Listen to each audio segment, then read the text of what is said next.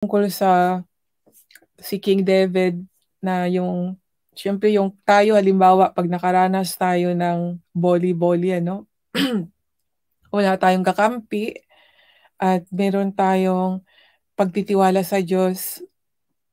Si King David kasi yung yung bang parang hinihingi niya sa Panginoon kung ano ang mangyayari ng kanyang yung mga taong nag-aano sa kanya, nanlulupig. Kumbaga kasi itong si King David ay isang sundalo at ayaw niyang sa kanyang kamay ma ayaw niyang siya mismo ang ano ba yun, yung parang siya ang susuntok, ayaw niyang gano'n. Kaya pinagdasal na niya sa Panginoon na sana gano'n ang kaaway niya ay malulupig, yung taong umaapi sa kanya. So, sana gano'n din tayo mga kaibigan, ngunit ang itinuro po sa atin ay hindi po gano'n na gano'ng kagaya kay King David na 'pag nagdasal siya ay parang sinasabi na niya, "Ang kaaway ko ay sana gano'n ang mangyari, ma ma magkasakit," parang gano'n po ba? Pero ngayon po ay bawal or inalis po 'yun, hindi po 'yun ang gusto ng Diyos sa atin na 'pag magdasal po tayo kasi itinuro po sa atin ay mahalin natin ang ating kaaway. Kaya imbis na, maging masama ang dasal dati 'no, halimbawa wini-wish natin na may hindi magandang mangyari sa taong nanlulupig sa atin ay hindi po gano'n dapat, baliktarin natin dapat, anuhin natin na sana Lord ma malaman niya kung ano ang ginawa niya na hindi maganda, yung mga gano'ng dasal po para po, hindi din po babalik sa atin kasi gano'n po 'yun. Ano po yung ating itinanim sa kapwa ay babalik po sa atin, 'yun po ang tinuro, 'di po ba? Reap what we sh what we plant shall we reap, gano'n po 'yun. So, bawal po yung mga gano'n sa ngayong panahon.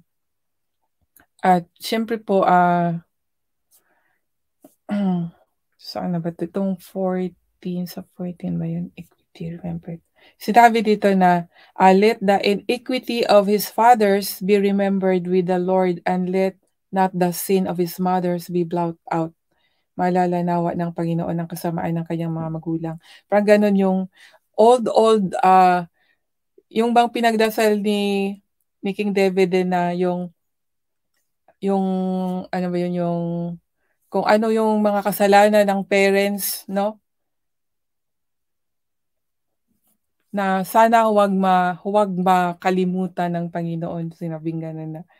So, ipagpatuloy yung kung ano yung kasamaan na ginawa ng parents ay, ah,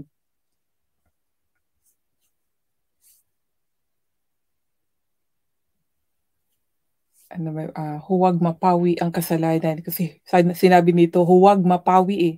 So, yung parents 'no, parents kasi sinabi dito, "Maalala nawa ng ang kasamaan ng kaniyang mga magulang." So, ibig sabihin yung parang ano, siguro kung tayo ay anak at yung parents ng ating kaaway ay merong mga hidwaan or ano ba yun, yung hindi magandang pagkakaunawa or magkakaaway sila.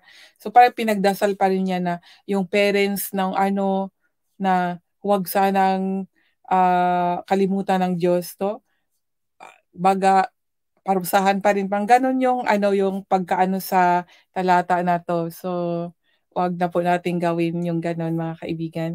At ngayon ay atin atin na lang ipagdasal na baala na ang Panginoon ang mag-ano sa atin, yung bang, mag-defense or siya na kasi sabi niya, everything, for me, the vengeance is for me. So, ang gagawin na lang po natin ay magdasal at bahala na ang Diyos ang